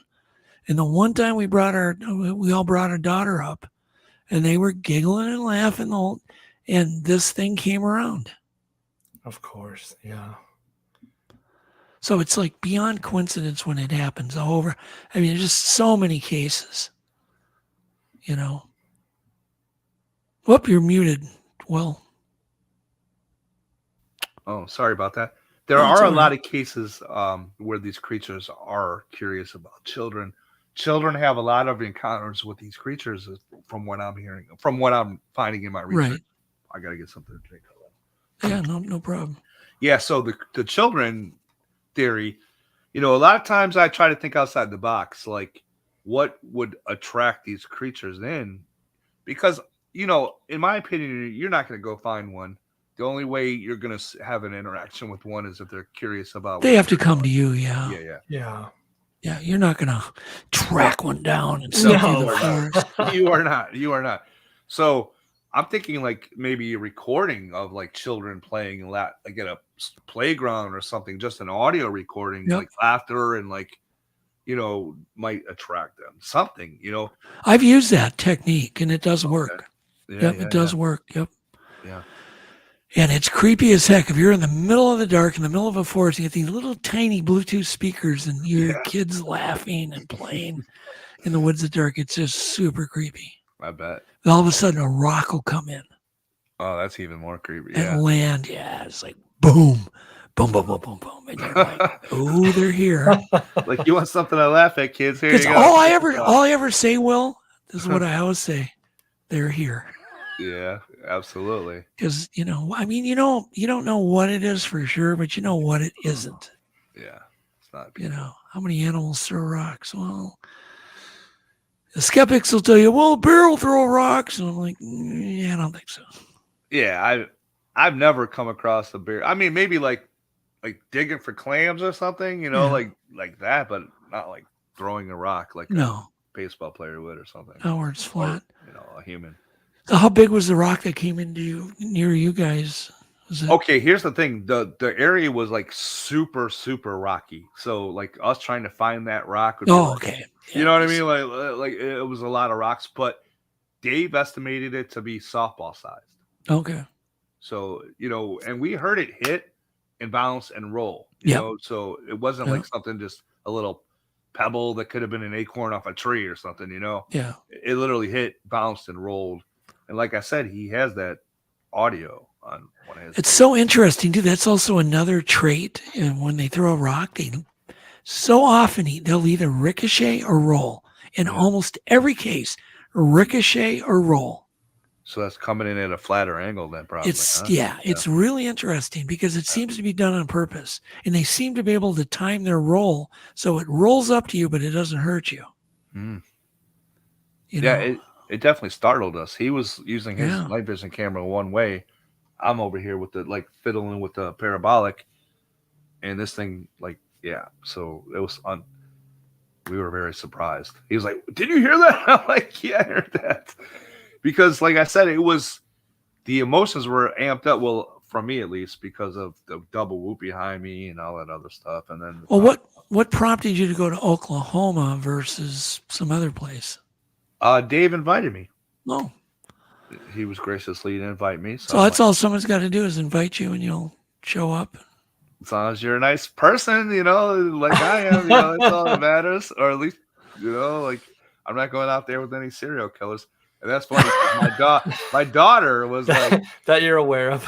But yeah, my daughter was like, "Do you even know this guy? Like, you're going out in the wilderness in Oklahoma with somebody you don't even really know?" I'm like, "That's a good point." But I researched. That's a good point. I researched him and all that stuff. Like, I'm sure he did with me. He's an ex-police officer, so. Okay. I'm sure that was a mutual thing, and I was. Just so you know, David, they did question you for 1 second. Just 1 second. It did cross their mind. Yeah, I told him that too. I told him that while I was down there, because I think his family said the same thing to him. Like, who are you going out in the woods with? And I was like, "That's funny, Dave," because my daughter said the same thing to me. She's like, "Dad, what are you doing?" And I'm like, "It's all good." I researched them and stuff like that. So that's crazy. Yeah. But the urban Bigfoot. So my feelings are that somebody who wants to do research, they're going to have much better luck in a smaller urban area than out in the middle of nowhere. It's just a much smaller place they can be.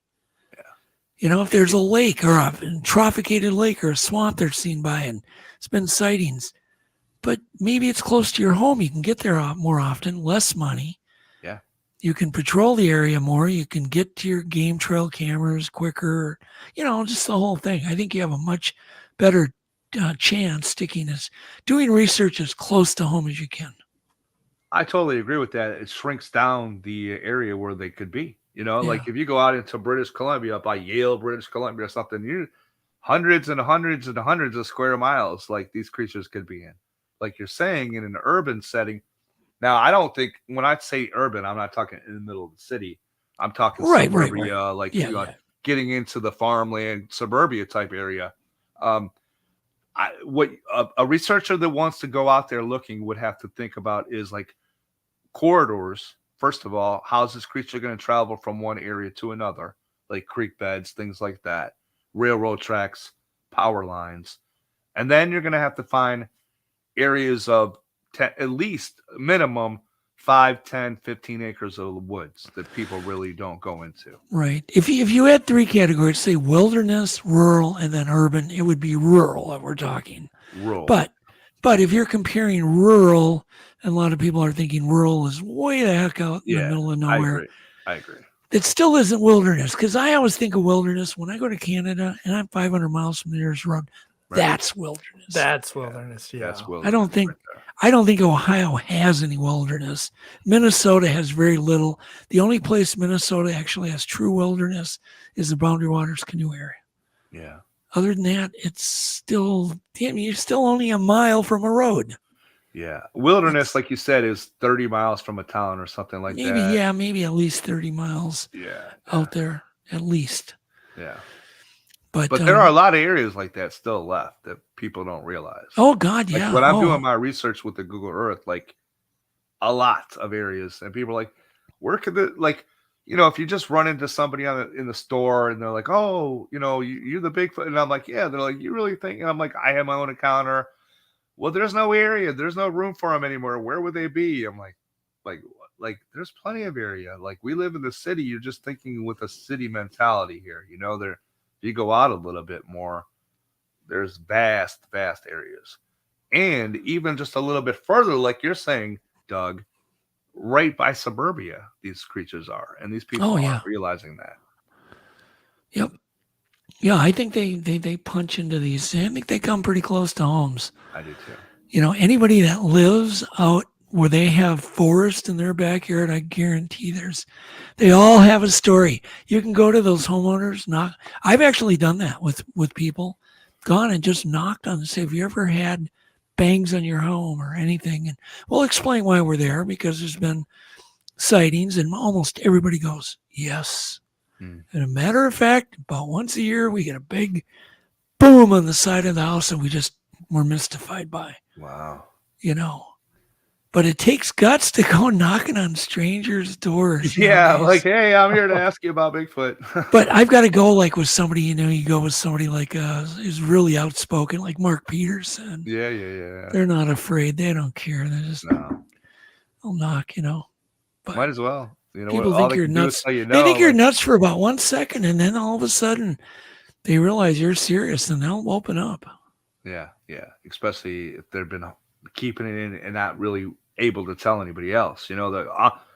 At first they might seem leery, but then they'll be like, yeah, I do have something I need to get off my chest, and they'll let you know what happened. I love it when I meet somebody like in my area here that they have like 80, 90 acres on the edge of the city here. And I'll ask them, have you had anything weird happen? And they'll be kind of quiet for a while. So they'll come up with a story, and then they start asking you questions, and then you explain and educate them. Did you know there's been 10 sightings within a mile of your home? And then they just kind of get this look on their face, and all of a sudden they start connecting the dots and going, oh, maybe that's why my barn door was ripped off last Friday. That's what I heard the other night.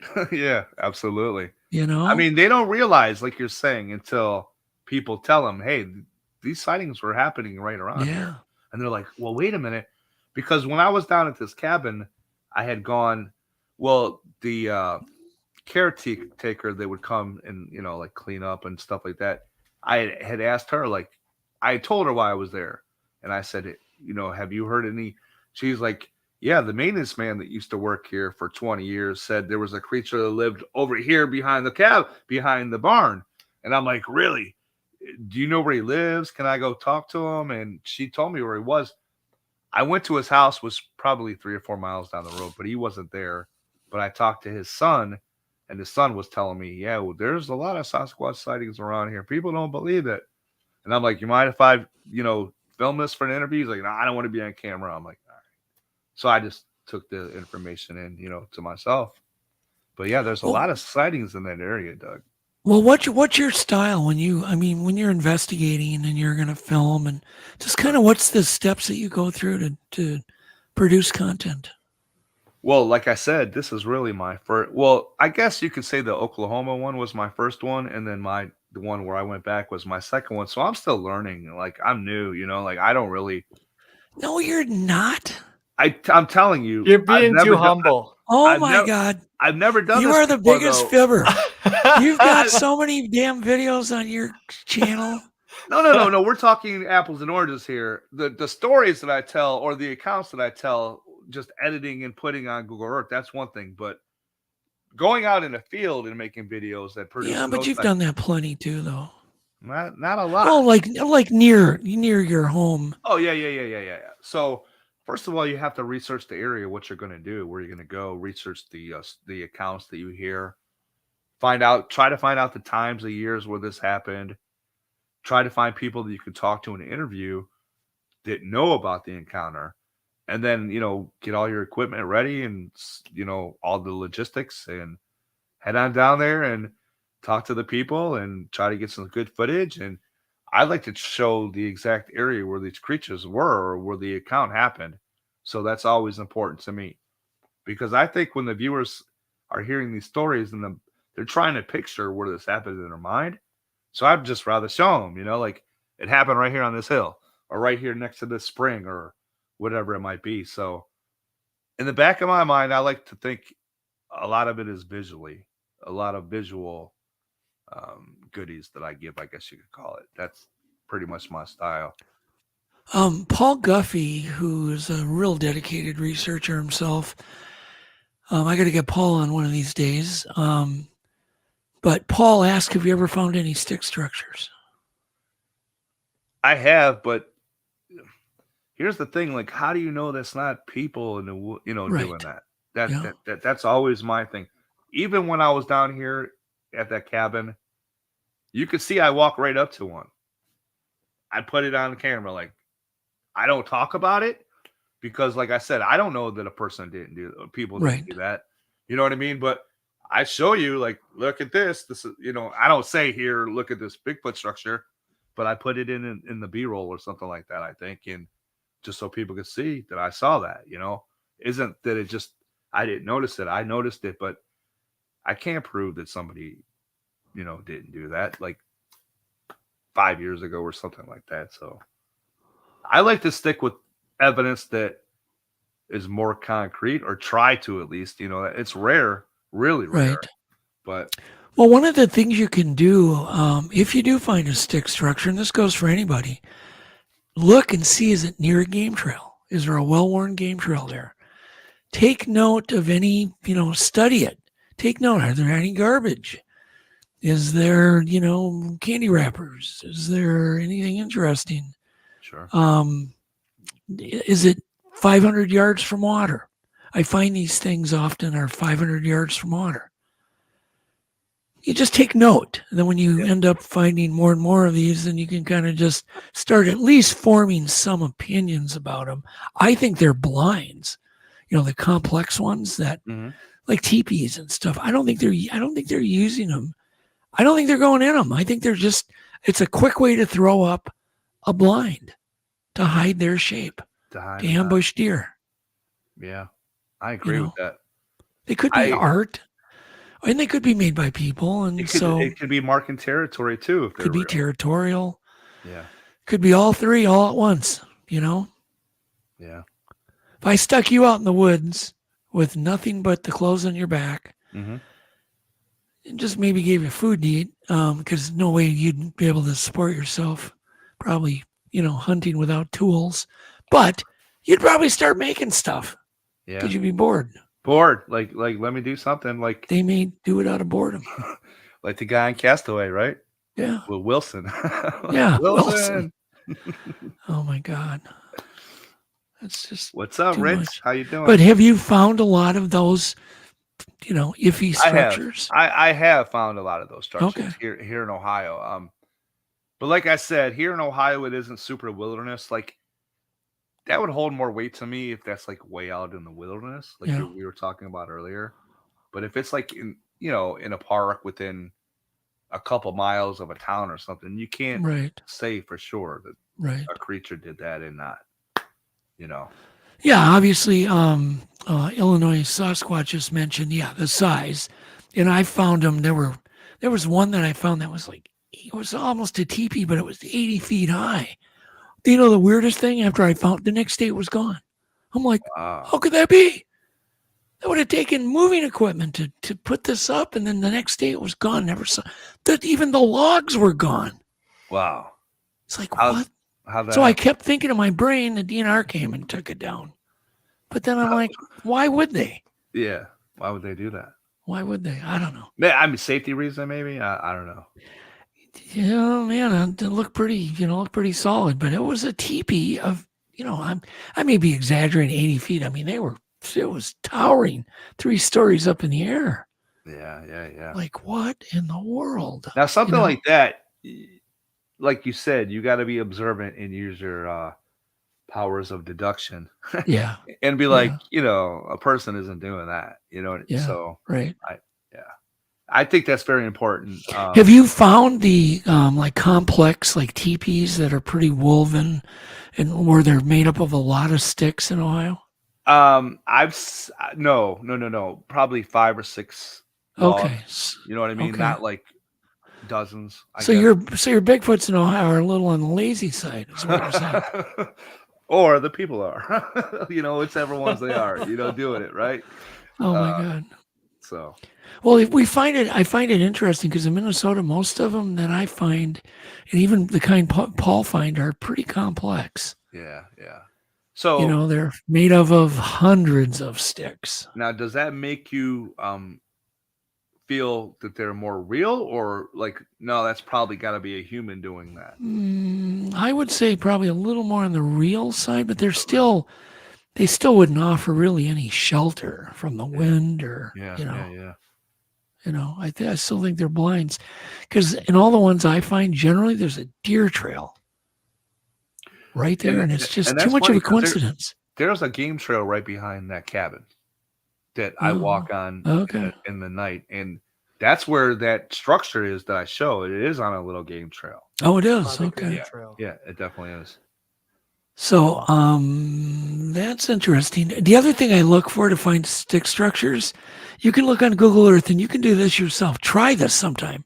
Mm-hmm. Find a spot with a power line cut, a stream, like a smaller stream, it empties into a newer stream, and there's a railroad track.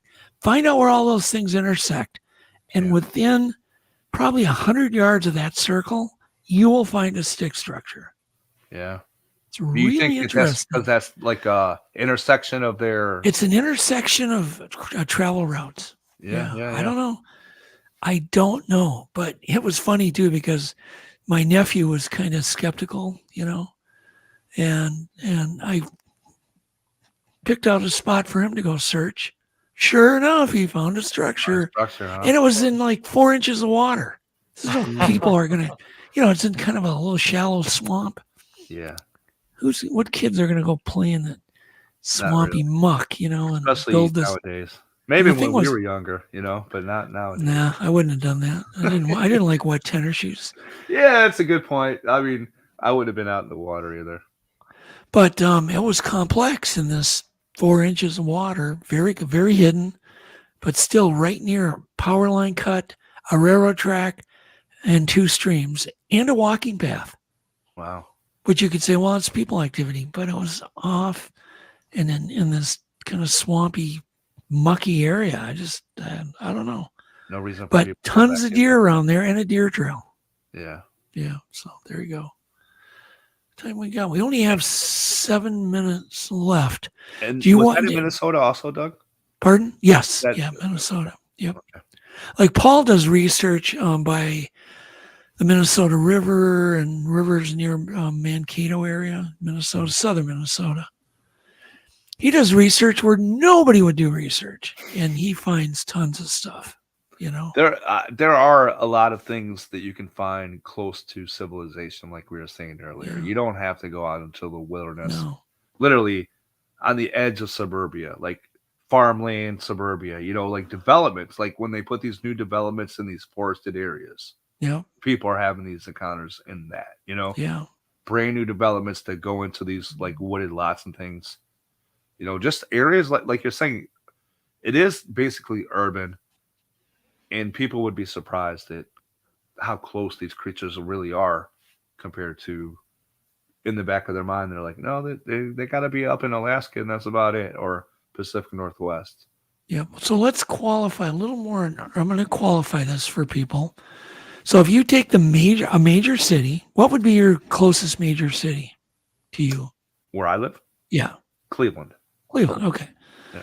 So you go 20 miles away from Cleveland and you get into where there's, mixed forest and some farmland and some suburban houses. Yep. But you find the areas that are the most wooded, and there's corridors that do get into the kind of more wilderness. Absolutely. That's where you'll have sightings. So that's how I qualify an urban area. I agree with you. There's a town called Hinckley, Ohio, and I used to work down there. And it butts up to a park, like a lot of acreage and things. And that's a farm, horse farms, like agricultural farm area, like wealthy developments in these wooded areas. And there's a lot of Sasquatch sightings right there. And that's 20 miles from Cleveland. Yep. Like you can go to drive down the road and you'll see people with like Sasquatch statues in their yards because they've had their own sightings, like it's kind of like ingrained in that area. Like, yeah. I find that interesting too. Let's talk about that. The silhouette, the plywood silhouettes. Oh yeah. There's those also. Yeah. People don't get interested in that topic, and they don't go out and spend $100 on a silhouette and put it on near their property because they have no interest in Bigfoot. Usually they got that interest from a sighting. From their own personal thing. And some of them go really, like I said, some of these are in like, nice, really nice areas. They'll like cut down a tree and like make a big tree sculpture out of a Sasquatch, like that type of stuff. Yeah. Like, or a big concrete statue of a Sasquatch in their yard. Like, because like I said, this area is like butts up to parks and all that other stuff. And they do have a lot of encounters down there. You would be surprised how many encounters there are in Ohio, actually. So people don't think about Ohio as wooded and wilderness, but it is. There's a question for you up there on the screen. Up at the cabin, no, I didn't have any rocks or anything like that thrown into. There's a pond on the property, but not right next to where my cabin was.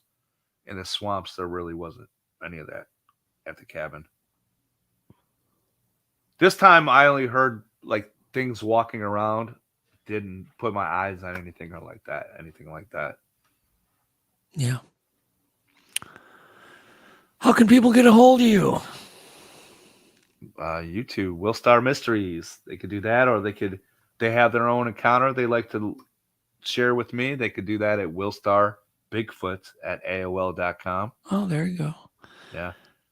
On Facebook, I have a page called Will Starr Productions. Oh, okay. But other than that, that's about it. I don't have a huge, social media community or anything like that yet. So. Yeah, you do. Yeah, you do. Not so. There it is with the I'm not on like Instagram or TikTok or all that other, like a lot of people like branch out into all these things, Reddit, Discord. Yeah. I just have, just a standard. But Will Starr Mysteries and because I plan on branching off into other types. Oh yeah, we got a couple of seconds. Let's play one. So you did one explaining Bigfoot, how it's real. Let's play a video. I'm sorry, we've been talking too much. I forgot about some of your videos. not a So problem. is that one of the videos that was sent? Yeah, there was one like Bigfoot is real. I It says think. Bigfoot is real. Proof Yes. that Bigfoot is real. Is that? Yep. Yeah. Is that the one? Okay, Yeah. let me pull that one. Play a little bit of that. Illinois. Oh, go ahead. Illinois Sasquatch asked about playing flute in the forest to attract Sasquatch. I've never heard of that. Then you'd be a flute player. A flautist, right? Yes. So you guys good? I'm gonna play it.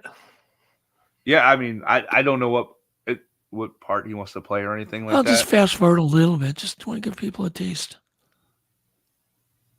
It's good. In case no one knows where this location is, I'm going to go ahead and show it to you with Google Earth. So Oh, you yeah, guys that's can another follow thing. along as we talk about this story. And Go ahead, A lot of Will. people, a lot of people mix up the the area where the Patterson film happened. So I show you guys Okay, the you actual guys can spot. see where this Like right is. here, This is right here. a lot in California. before it didn't have the right Now, spot. This area. So you do a lot of work with Google. a lot. Maps. I do. Yep. Listen, when I'm making my videos, people think I just put. I mean, I don't know what they think, but I spend hours and hours and hours. I'm hours like scouring Google Earth with the clues and stuff to try and find the exact location where this stuff happened. Now, sometimes I can find it in 5 minutes. Okay, I'm not gonna lie, but there are other times when I'm like days, staring at Google Earth, like looking at the clue again, going back and forth, like all the clues that are in the encounter, and finally where I could pinpoint it, like that's the area. That's where I get the satisfaction, guys. Finding the area that it acts, that the exact area, and sharing that with everybody, because people that will hear these encounters, and that's how I got into like making these videos. Really, is because I was researching, and I'm like, well, where did it happen? Why are you showing it? Where did it happen? Yeah. And I'm like, people are gonna want to see where it happened. Start showing them, So that's really where I focus on, man. Can you fast forward on this a little bit, Alex? Yeah, sure. Give people more of a variety. There we go. Now he's showing the. I think this just might have, there. Now I show better clips of it in there, obviously, and that's an enhanced picture of the face, clearly. Yeah. I think that's just an artist representation, maybe, of what it might be like, looking like. Put the volume up so we can hear what he's saying. Sure. There's no question. They say, Oh, this there's is a little bit of question. Is there Bob a Gimlin question whether you could have been fooled? talking about.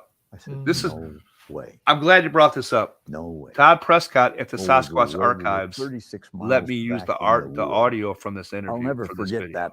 Oh, cool. Yeah, Few seconds. Todd's a that I great guy. Did get to he see absolutely her. is.